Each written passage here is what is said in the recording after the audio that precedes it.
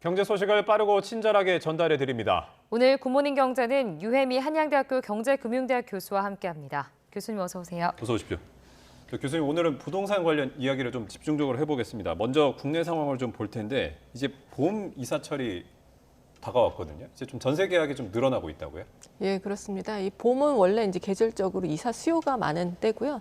또 새 학년이 시작하기 전에 학군지로 이사가 이제 많이 몰리는 시즌이기 때문에 전세값이 이제 따라서 조금씩 상승하고 있는 상황입니다. 자, 그러면 이제 최근 실제 지표를 보면 이제 매매 시장은 이제 계속 좀 부진을 해왔었는데 이제 말씀해주신 대로 이제 수도권 전세값이 좀 꾸준히 우상향하는 흐름이라고 하거든요. 이게 좀 괴리가 좀 생기는 건데 여기에 대해서 좀 어떻게 보십니까? 어떤 이유가 있다고 보십니까? 예, 이제 전세값이 상승을 한 거는 사실은 좀 시기가 좀 됐습니다. 지난해 5월 말부터 지금 뭐 9개월째 계속해서 전세값이 상승을 하고 있는데 특히 이제 지금 최근 들어서 상승세가 조금 더 두드러지는데요. 올해 들어서만 봐도 전국으로는 이제 전세값이 0.11% 올랐고요. 근데 수도권은 전국에 대비해서 좀 더 많이 올라서 0.39%, 36% 올랐습니다. 이렇게 전세값이 수도권 중심으로 해서 많이 오르는 것은 특히 아파트 중심으로 더 많이 오르고 있는데요.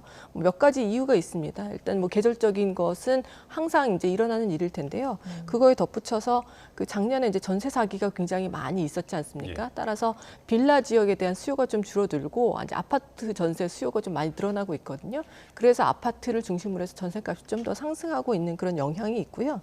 여기에 이제 1월 29일부터 출시된 신생아 특례 대출이라고 이제 말씀을 많이 들어보셨을 텐데 이게 단순히 주택 구매에만 사용할 수 있는 것이 아니라 전세 대출에도 활용을 할 수가 있거든요. 그러니까 저리의 전세자금 대출이 이제 사용 가능하다 보니까 또 이것 때문에 전세 수요가 늘어나는 측면도 있고요. 또 가장 중요한 부분은 아무래도 이제 입주 물량과 관련된 부분인데 서울 지역 그리고 이제 수도권 지역의 입주 물량이 최근에 많이 줄어들었습니다. 그래서 이제 서울 신축 아파트 입주 물량을 보면 지난해에는 32,879가구가 이제 입주 물량이 있었는데 올해는 지금 11,422가구가 이제 예정이 되어 있거든요. 예. 따라서 입주 물량이 많이 줄어들면 이거에 따라서 좀 공급이 줄어들기 때문에 또 전세값이 상승하게 되는 그런 영향이 있습니다. 그래서 이런 여러 가지 이유로 전세값이 지금 상승을 하고 있고 당분간 좀 더 상승을 할 것으로 예상이 됩니다. 지금 뭐 말씀하셨듯이 올해 서울 아파트 입주 물량이 좀 부족하다는 점이 불안 요인으로 꼽히고 있는데 그렇다면 이제 물량 부족 이 부분이 전세값 상승 압력을 줄 좀 가능성에 대해서는 앞으로 좀 추후에도 어떻게 보고 계세요, 교수님? 예, 아까 말씀드렸다시피 이제 신축 아파트 입주 물량이 올해 예. 이제 줄어들지 않습니까? 예. 작년에 대비해서. 그런데 이게 어떤 효과가 있는 거냐면요. 일단 신축 아파트가 공급이 되면 이 중에 전부 다 이제 자가로 입주를 하시는 것은 아니잖아요. 예. 그러니까 상당 부분이 전세 물량으로 공급이 되는 거거든요. 그리고 자가로 입주를 하시는 경우에도 그럼 그 이전에 거주하던 이제 아파트나 이제 주택이 또 전세 물량으로 공급이 되면서 전세 물량의 공급이 늘어나게 되는데 신축 아파트 입주 물량이 크게 줄어드니까 이런 양방향의 전세 공급 물량이 줄어들게 되면서 전세값을 좀 더 끌어올리는 그런 영향이 있는 거죠. 따라서 입주 물량이 이제 줄어드는 것이 당분간 계속된다면 전세 가격도 따라서 계속해서 오를 것으로 생각이 됩니다. 자, 그런데 이제 이런 가운데 이제 전세가 이제 주택 시장 안정을 위한 규제, 뭐 이를 들면 집값 안정이라든지 뭐 이런 규제 이런 것들을 위한 규제를 좀 우회하는 통로로도 활용되고 있다는 지적도 나오고 있다고 하거든요. 요거는 좀 어떤 내용입니까, 교수님? 네, 그렇습니다. 최근에 발표된 금융연구원의 이제 보고서인데요. 우리나라에만 있는 이제 독특한 제도가 바로 전세 제도라는 것인데 이 전세 제도를 활용해서 사실은 자가를 많이 이제 마련하시거든요. 흔히 이제 갭 투자라고 하죠. 그래서 본인의 자본이 그 주택 가격만큼 있지 않다고 하더라도 전세를 끼고 주택을 구매하는 그런 갭 투자가 많이 이제 활용이 되고 있는데요. 실제로 이제 갭 투자를 하지 않고 직접 본인이 거주할 주택을 구매하는 경우 은행권이라든지 아니면 금융기관에서 대출을 받게 되면 여러 가지 대출 규제를 적용받게 되는데 예. 대표적인 규제가 LTV 규제라고 해서 담보 인정 비율 규제입니다. 따라서 이것은 주택 가격에 이제 최근에 투기과열지구 같은 경우는 이제 40% 정도로 이제 한정이 되어 있는데요. 전체 주택가 가치의 40%까지 이제 대출을 받을 수가 있다는 거죠. 그렇다면 나머지 60%에 해당되는 부분은 자기 자본이 있어야 된다는 건데요. 예. 그런데 본인이 가지고 있는 자본 60%가 되지 않는다고 하더라도 주택을 구매할 수 있는 방법이 있는데 바로 갭 투자인 거죠. 네. 만약에 전세가 비율이 상당히 높다. 즉 전체 주택 가격의 전세가가 한 80% 정도 된다 하면 전세를 끼고 주택을 구매했을 때 80%만큼은 전세가로 보충을 하고 자기 자본은 20%만 있어도 주택을 구매할 수가 있는 거거든요. 근데 이게 그럼 왜 문제냐? 이 정부에서 LTV 규제를 강화하는 경우가 주택 시장이 이제 과열되어 있다고 판단되어 있을 경우거든요. 주택 가격이 너무 과열이 되고 주택 시장이 과열이 되면 이것을 조금 이제 제한하기 위해서 대출 규제를 강화하는 그런 식으로 금융당국에서 규제를 강화를 하는데요. LTV 규제를 강화를 해서 뭐 70%까지 대출이 가능하다가 주택 가격의 40%까지만 대출이 가능하도록 대출 규제를 강화했는데 예. 여전히 갭 투자는 전세가율이 높다면 80%까지 아니면 뭐 90%까지 전세가 비율만큼 갭 투자를 통해서 주택을 구매할 수 있으니까 이 금융당국에서 가계대출 규제를 강화하는 그 효과가 갭 투자의 경우에는 적용이 되지 않는 거죠. 따라서 이런 대출 규제를 우회하는 수단으로 이런 갭 투자가 활용될 수 있다는 점에서 이제 전세가 그런 식으로 활용될 수 있다는 얘기가 나오고 있는 것입니다. 그 전세라는 제도가 우리나라가 좀 유일한 제도잖아요. 그러니까 전세 제도에 대한 의존도를 좀 낮춰야 한다 이런 지적은 끊임없이 나오고 있는데 해외 사례랑 비교를 그러니까 부동산 제도와 비교를 해봤을 때 그럼 우리나라에는 좀 어떤 방법이 있을까요, 교수님? 뭐 우리나라에만 있는 독특한 제도니까요. 예. 그 전세를 좀 이제 줄이기 위한 방법도 이제 그런 부분을 고려를 해서 이제 생각을 해봐야 될 텐데요. 뭐 여러 가지 이제 규제를 도입을 할 수가 있을 텐데 일단은 전세 자금 대출이 현재 DSR에 예외 적용이 되고 있습니다. 따라서 이 부분이 항상 이제 지적이 되었고 따라서 이 부분 때문에 이제 전세 자금 대출이 활발하니까 전세 자금을 구입하기 쉬우니까 이런 전세를 끼고 주택을 네. 구매하는 것도 쉬워지는 것이거든요. 따라서 이제 금융당국에서 최근에 DSR 규제를 전세 대출에도 좀 확대 적용하겠다라고 했는데 모든 경우에 적용하는 것은 아니고 유주택자에 한해서 뭐 이자 상환 부분을 이제 고려하겠다는 건데 이걸 좀 더 확대 적용하는 것도 한 가지 방법이 될 수가 있겠고요.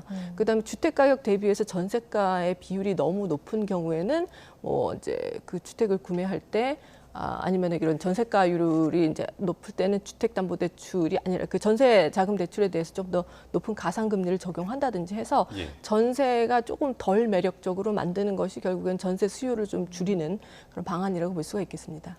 자, 이번에 좀 다른 측면의 얘기인데 이제 부동산 시장에 또 영향을 미치는 중요한 요인 가운데 하나가 또 기존 금리잖아요, 교수님.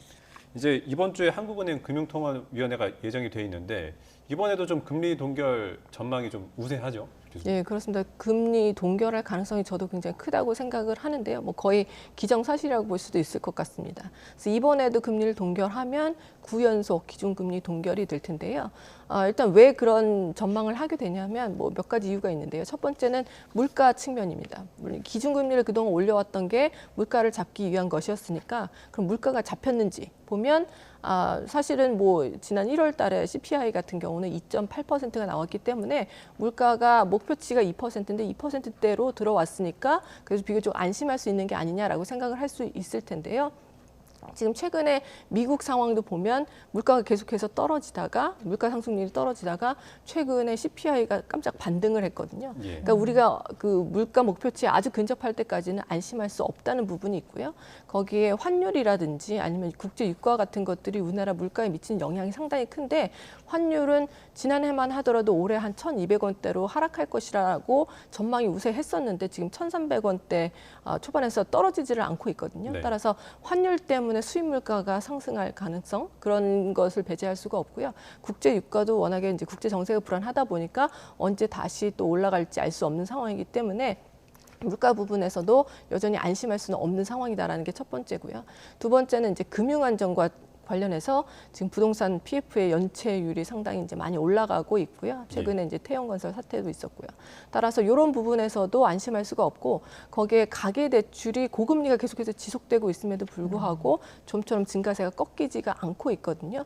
따라서 금리를 인하했을 때 이런 부분들이 좀 더 자극될 우려 이런 것들을 고려하면 당분간은 그래도 고금리를 유지하면서 금리를 동결할 것으로 전망이 되고 있습니다. 교수님 그러니까 이제 물가 상승률도 여전히 높고 또 상반기 빠르게 미국의 기준금리를 인하할 것이다라는 가능성이 점점 작아지고 있는 상황이잖아요. 그럼 우리나라도 기준금리 인하 시점이 좀 더 미뤄질 가능성에 대해서 교수님 어떻게 보십니까? 예, 그렇습니다. 지금 현재 한국은행의 금리 인하 이제 시점은 예. 한 3분기 정도로 보고 있는데요. 이제 미국에서도 지금 2분기 금리 인하 가능성이 점점 낮아지고 있고 3분기 정도에 시작될 것으로 보이는데 우리나라 같은 경우도 금리 인하 시점은 미국의 금리 인하 아마 이후가 될 것으로 보이기 때문에 3분기 정도로 전망을 하고 있습니다. 그런데 뭐 갑작스러운 어떤 사태가 벌어지지 않는 한 3분기 정도로 보고 있고요. 그래서 이제 당분간은 고금리가 좀 더 유지될 것으로 예상을 하셔야 될 것 같습니다. 자, 이제 미국 시장 얘기 나왔으니까 좀 미국의 부동산 얘기도 좀 해봐야 될 것 같은데요. 이 상업용 부동산 관련해서 좀 부실 우려가 커지고 있다고 해요. 일단 상업용 부동산이 어떤 건지 좀 간단하게 설명 좀 해주시죠. 예, 부동산을 크게 이제 주거용 부동산과 상업용 부동산으로 나눌 수가 있는데요. 주거용 우리가 이제 거주하는 주택이나 아파트 같은 것을 말하고요. 상업용 부동산은 이제 오피스텔이라든지 뭐 호텔, 공장, 뭐 아니면 소매업계에 있는 그런 상가들, 뭐 이런 것들을 우리가 이제 상업용 부동산이라고 합니다. 그래서 상업용 부동산에서는 임대 수익이 상당히 이제 중요하게 되는 거죠. 근데 이 상업용 부동산이 이제 부실화되고 있다는 그런 징후들이 나타나고 있는데 특히 해외 상업용 부동산, 예. 뭐 미국이라든지 뭐 유럽 지역의 상업용 부동산에 투자했던 국내 금융기관들이 지금 손실을 우려하고 있는 상황이라서 지금 주목이 되고 있습니다. 교수님, 우리나라 금융회사의 해외 부동산 위험 노출액이 특히 미국이나 북미 쪽으로 노출액이 좀 만만치 않은 수준이라고 제가 알고 있는데 지금 어떤 상황인 거예요? 예, 지금 시중 5대 은행 그리고 그 은행의 금융그룹의 이제 해외 부동산 이제 노출도를 살펴봤더니 지금 한 20조 4천억 원 정도 된다고 합니다. 그래서 해외 부동산에 대해서 뭐 펀드라든지 아니면 직접 대출한 것 이런 것들을 이제 포함하면 20조 한 4천억 원 정도 된다고 하는데요. 특히 북미 지역, 뭐 미국이나 캐나다 같은 경우가 되겠죠.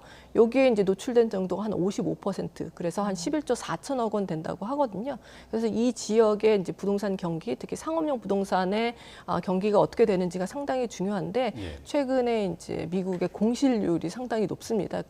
상업용 오피스의 공실률이 지난 4, 4분기에 한 18%대 후반까지 치솟았거든요. 올해는 이게 한 19.8%까지도 올라갈 수 있다고 얘기를 하는데 즉 5채 중에서 한 채 정도는 비어 있다는 것이니까 이 공실률이 상당히 높아서 임대 수익의 차질이 빚어지고 그렇다면 이 해외 부동산에 투자한 것에서 상당한 손실이 날 수 있는 그런 상황입니다. 자, 그러면 좀 걱정이 되는 게 일단 미국 금융기관들의 부실이 지금 확산할 가능성이 좀 걱정이 되고 또 2차로는 우리나라 금융기업들이 그 투자한 상업용 부동산들이 부실해서 이제 직접적으로 타격을 입게 되는 게 좀 걱정이 되는데 이게 좀 전반적인 금융 시스템의 위기로 번질 가능성은 좀 어떻게 보고 계십니까? 일단은 전반적인 시스템 위기로 번질 가능성에 대해서는 그렇게 높지는 않다고 보고 있는데요. 최근에 미국 상업용 부동산의 이런 부실화와 관련해서 뉴욕 커뮤니티 뱅크가 주가가 크게 폭락을 하는 그런 사태가 있었죠. 그러면서 시스템 위기로 이것이 전이되는 것이 아니냐 하는 그런 우려도 있었는데요. 이게 미국에서 이제 지난해 있었던 실리콘밸리 은행의 사태와는 조금 이게 결이 다르고 이 뉴욕 커뮤니티 뱅크의 좀 더 특수한 상황. 그래서 그 포트폴리오가 어떤 특정 부분에 집중되어 있었던 것이 이런 부실의 우려를 키운 것이지 이것이 전체적으로 시스템 전체로 위기로 확산될 가능성은 상당히 낮다는 것이 전문가들의 의견입니다. 따라서 국내 이제 금융기관들은 해외 부동산에 투자를 한 것도 사실은 전체 이제 규모는 한 20조 4천억 원 정도 되는데 미국에서 시스템 위기로 전이될 가능성이 별로 없으니까 이제 국내에서도 이 부분이 시스템 전체 위기로 전이될 가능성은 그렇게 크지는 않다고 보고 있는데요. 네. 일단 이것으로 이제 발생한 손실에 대해서 국내 금융기관들이 상당한 수준의 대손 충당금도 쌓아 놓았고요. 그리고 이제 추가적인 이제 투자는 이제 지금 하지 않는 그런 분위기입니다. 따라서 이 부분이 빨리 정리되기를 지금 기대를 하고 있습니다. 교수님, 충당금을 쌓아놨다고 지금 말씀하셨는데 이런 해외 부동산 관련 펀드 같은 상품들에 있어서 어쨌든 좀 손실이 되었을 때 소비자에게 손실이나 피해가 돌아갈 수 있는 경우도 있잖아요. 이 부분은 좀 걱정할 만한 지금 단계는 아닙니까? 이 해외 부동산과 관련된 이제 펀드가 지금 많이 판매가 되었는데 이것이 한 1조 원 정도가 조금 넘는 규모라고 합니다. 그런데 요 규모가 사실은 얼마 전까지 있었던 홍콩 ELS 판매액과 비교하면 하면 사실은 뭐 그 판매 규모가 상당히 적은 수준이기 예. 때문에 이것 때문에 이제 물론 손실을 입는 투자자들이 있을 것으로 이제 생각이 되긴 하지만 그 규모가 엄청난 그런 수준은 아니고요. 그리고 대체로 기관 투자자의 비중이 높고 이제 개인 투자자의 비중은 그렇게 높지는 않는 것으로 알려져 있습니다. 그리고 개인 투자자도 상당히 이제 금융 투자 경력이 있는 사람들 위주로 판매가 되었기 때문에 이것이 불안전 판매의 가능성이 그렇게 높아 보이지는 않고 이런 손실을 더 금융당국이라든지 나서서 어떤 손실배상 원칙을 정한다든지 아니면 금융기관이 이 손실을 배상해야 될 그런 상황으로 번질 것으로 보지는 않고 있습니다. 자, 교수님 한 가지 좀 더 여쭤보고 싶은 게 이제 미국 상업용 부동산의 경우 이제 공실 문제가 코로나19 때 이제 재택근무 확산 등에 따른 게 좀 주요 원인이었다고 꼽히는데 이런 공실 문제가 좀 앞으로 좀 단기간에는 좀 해소되기가 좀 어려울 것으로 보시나요? 어떻게 보십니까? 예, 그렇습니다. 코로나 이제 위기를 거치면서 재택근무가 빠르게 이제 확산이 됐는데요. 특히나 이제 빅테크 기업들이 재택근무를 이제 많이 활용을 하고 있거든요. 그런데 이런 실리콘밸리 은행들이 지금 고금리 상황에 상당히 어려움을 겪다 보니까 그런 테크 기업들이 재택근무를 크게 줄이지를 않고 있고요. 따라서 이 지역에서 실리콘밸리 지역에서는 상당히 공실률이 높게 유지가 되고 있는데요. 예, 뉴욕 지역에서도 공실률이 좀 높은 상태로 유지가 되고 있고 이런 기업들의 재택근무 확산 문화가 갑작스럽게 이제 변경이 될 일은 별로 없기 때문에 이 공실률이 떨어지기까지는 부동산 경기가 전반적으로 회복이 되고 경기가 더 회복이 될 때까지 좀 시일이 걸릴 것으로 보입니다. 따라서 상업용 부동산의 이런 부실화 가능성이라든지 공실률이 계속해서 지속되면서 수익이 창출되지 않는 기간이 그렇게 빨리 정리되기는 쉽지 않고요. 좀 상당 기간 지속될 것으로 예상이 되고 있습니다. 네. 알겠습니다. 오늘 굿모닝 경제는 여기까지 듣겠습니다. 지금까지 유혜미 한양대학교 경제금융대학 교수와 함께했습니다. 교수님 고맙습니다. 고맙습니다.